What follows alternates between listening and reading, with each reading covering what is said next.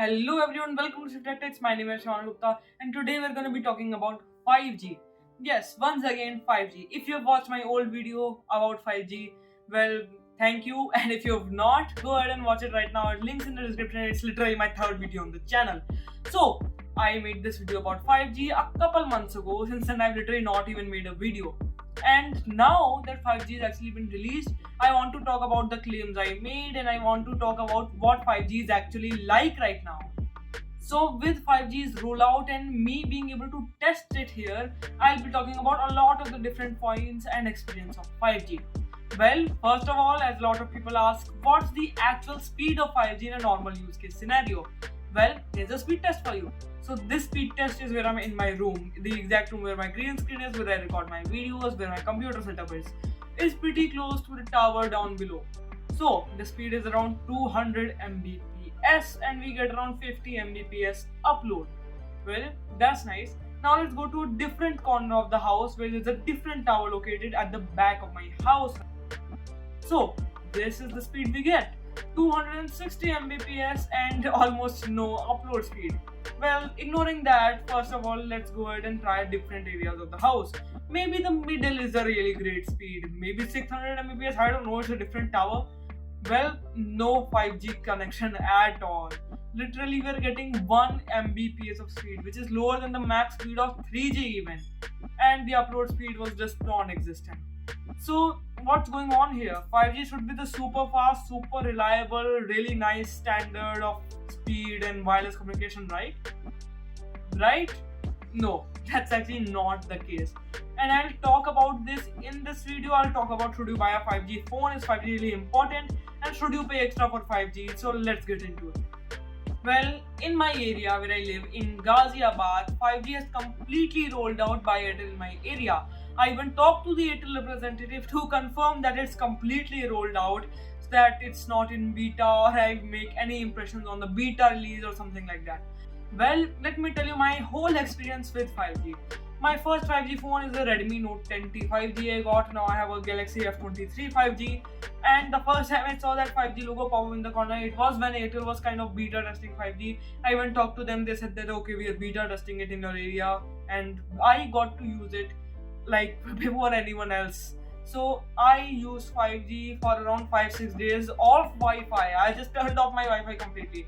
I used to get like 150, 180 maybe speed, upload speed literally 1-2 Mbps. They didn't work on their upload speed, which they haven't really done now, but I'll talk about that later. And it was an okay experience. And I did check the range, but once again, it was just completely obliterated in the middle of my house. See, this is my like house area. There's one tower here, one tower here.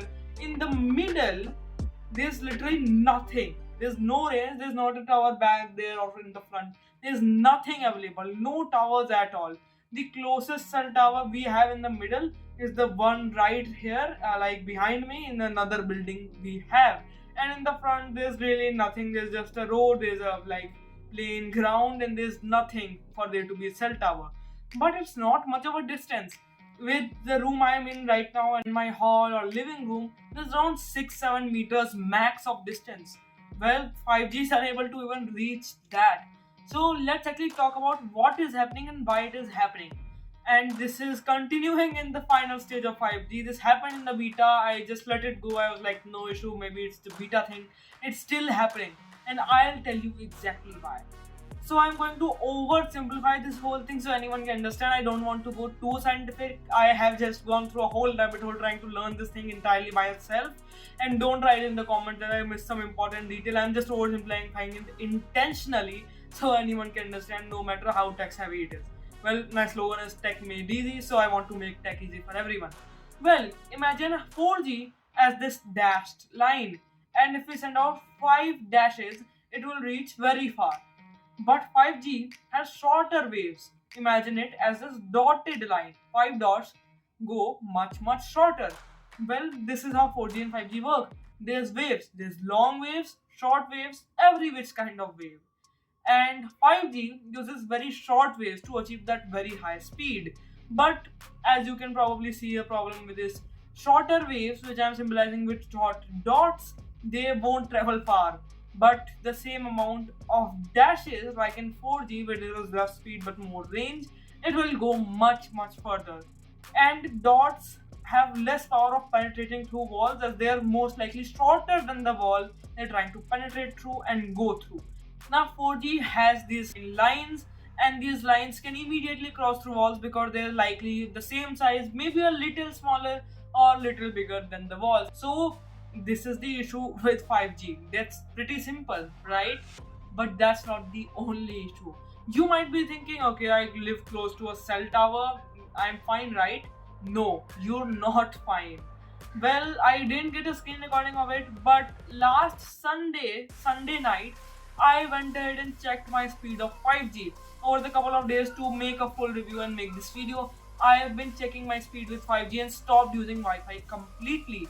So I was off grid with no Wi-Fi for around 5-6 days. I didn't really notice much of a slowdown. Saturday I noticed a little bit of slowdown. Okay, that's fine. And on Sunday, my 5G quit working. 4G wasn't working, which is common on like Sunday nights, but my 5G just quit working. I went ahead to check the speed.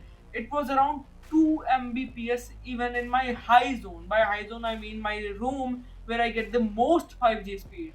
So I was like, oh, okay, this is not good. And I checked in the other side of my house where there's another tower where situations were better. I got around 11 Mbps and almost zero upload, 0.16, 0.17, that's the upload speed I was getting. And that's a really big issue I am having with 5G. I don't have the range and it doesn't have the capacity. Now this is the reason why 5G is basically trash. I always wanted a connection that wouldn't slow down in almost any circumstance. Okay, I get it, like 2, 3, maybe even 30 Mbps difference is fine, but straight up 201, that's not okay. Like, I won't want 200 Mbps, then as soon as I walk across my house 1 Mbps, that's not okay. But I guess that's the issue we have with 5G. And I would have personally recommended these companies to maybe slow down the speed a bit. Don't give us a max speed of 1 Gbps. Give us a speed of 200, 300 Mbps, but keep that reliable. It's much better than to have 1 Gbps in one room. I go like 5-6 meters across and I have 0 Mbps. Then I having 300 Mbps and maybe 250 Mbps. That's fine, I want a reliable connection. If you saw my last video, I made a theory about how 5G could be used with automatic cars and a lot of different things.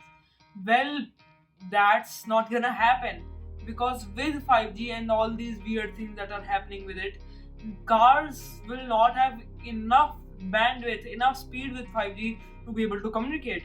On a trafficy night where you most don't want to crash into another car, by the time the car behind you will be telling you I'm about to crash into you, speed up, by the time the other car receives that signal, that car would have bashed into you already. And this is completely not good. And you could imagine how many people that would kill every Sunday, every night, every time there's traffic. And not even traffic.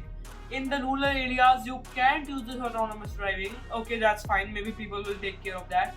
But if you have two towers, one here, and even 5-6 meters of being away from the tower, you can't get a signal, then every 5 to 6 meters there will be a stop, go. And in this case, I have to cover like 10 meters to get a proper signal. I went from here and the next 10 meters I don't really have a signal, and I go here and then there's a signal. That's fine. In our use case, I have a Wi-Fi connection and that's good. But if you're trying to do autonomous driving and things like that, that's completely not good. That will result in a lot of deaths. A lot. If you have a lower maximum speed, but a better way to deliver it, a better reliability, a better range, then it will be much better than having a higher maximum potential speed and then not being able to deliver it. In fact, you have probably used 4G yourself. How much speed did you get? 10 Mbps? 20 Mbps? 50 Mbps? Well, this is the max speed of 4G. I know you're shocked. You would almost never get that kind of speed at your house. And especially if you're living in an apartment building like me with thousands of people in the society, do not expect to even get like 5 Mbps from your connection. especially on a Sunday night. So that's the issue I have with 5G. And this was the reality of it. And let's come to the final point, the most important point. Should I invest my money in a 5G phone to future-proof myself? Well, I kind of sound like an idiot saying this, but no, absolutely not. This is super ironic because I have 5G phones, but I'm going to tell you why I do in a moment. 5G is not that big of a thing I'd ask you to get a new phone for. And a lot of the family members I consulted about this with, I did a lot of research and I talked to a lot of people near me, my friends, my family. No one has a 5G phone except me. And I'll talk about why I have a 5G phone later.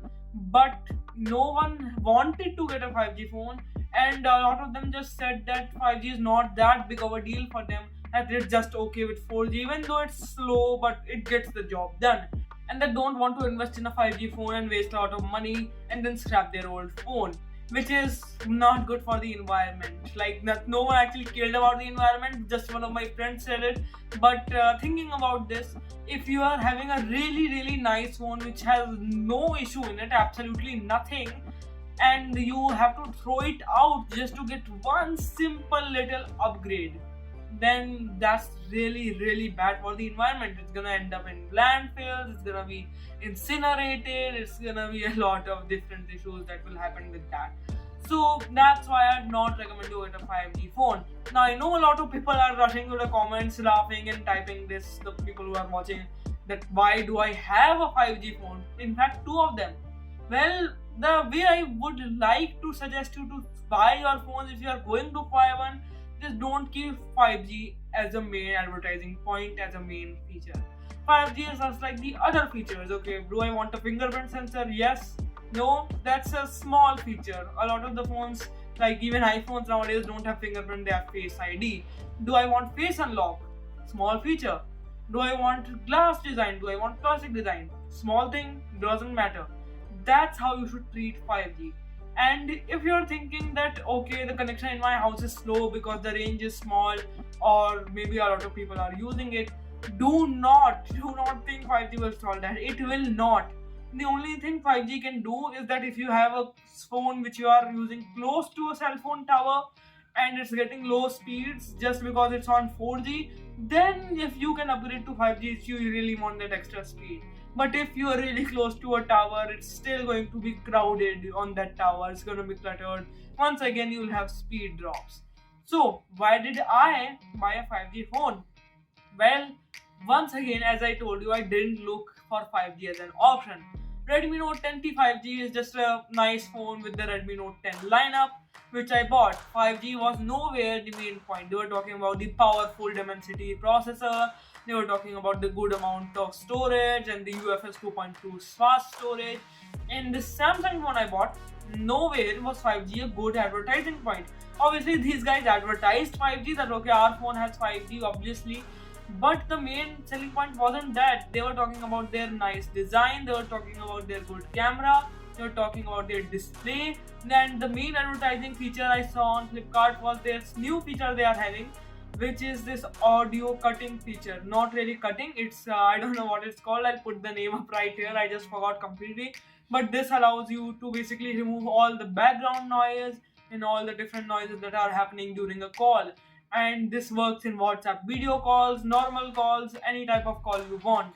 So nowhere was this a main advertising point. I've seen a couple of phones that have been advertised with 5G, and a lot of the people who are buying these phones, they are looking at really like horrible specs just for the name of 5G, which is really not a good thing to do. You guys have to understand that 5G is not a really big thing to add. I know it requires special processors, but if a company is selling a really expensive phone, which I've seen happening a lot of times, if a company is selling a really expensive phone with weak and bad specs just for the name of 5G, don't buy that. Look for other things as well. And as mentioned, 5G is not that great. So, well, thank you guys for watching this video, and I would basically, if you ask me to give a rating out of 10 for 5G, I'd give a solid 3 out of 10. No matter where we go, I know we're gonna make it. No matter where we go, I know we're not alone. We face it all cause now we know that we can take it. We face it all cause we go big or we go home.